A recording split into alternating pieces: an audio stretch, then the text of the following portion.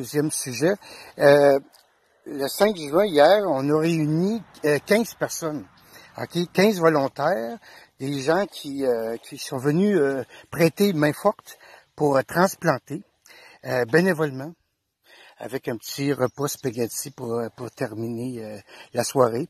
Fait que, écoutez, ça s'est fait dans un climat fraternel, la main dans la terre, c'est vrai, c'est naturel, c'est une activité vraiment intéressante, collective, que les gens, c'est un conseil que je donne, jardinez dans votre famille avec vos enfants, avec vos grands-parents. Si vous avez une grand-mère puis qu'elle a son jardin, allez donner un coup de main parce que c'est quelque chose entretenir un jardin, là, c'est physiquement, c'est quelque chose, puis c'est beaucoup d'heures.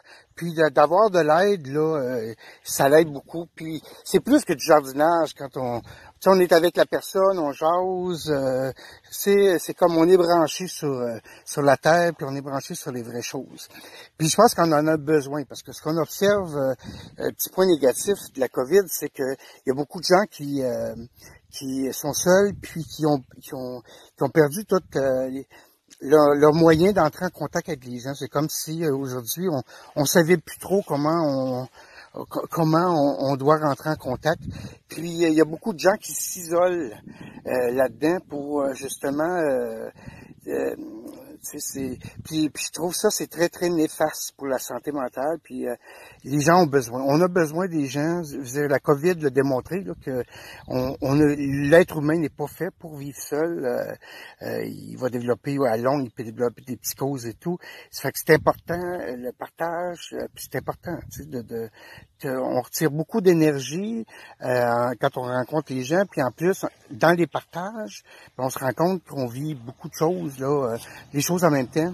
Bien souvent, c'est trop comme avec la vie. Des fois, il y a beaucoup de synchronistes là, quand on rencontre les gens, mais on se rend compte qu'on n'est pas seul. Fait que c'est ça le message qu'il faut retenir. Puis je pense que ça va être la chronique la plus forte, la plus grande que je vous transmets, c'est de vous dire prenez soin de vous. Puis fraternisez avec les gens que vous aimez, qui vous donnent de l'énergie, ceux que vous êtes bien avec, qui vous reconnaissent comme vous êtes. Puis ça va vous énergiser, ça. Puis ça va aider à apaiser vos douleurs parce que vous les partagez. Fait que gros bec tout le monde. Puis encore une fois, j'ai super bien aimé. Nous avons très bien aimé l'activité de fraternité. Au revoir.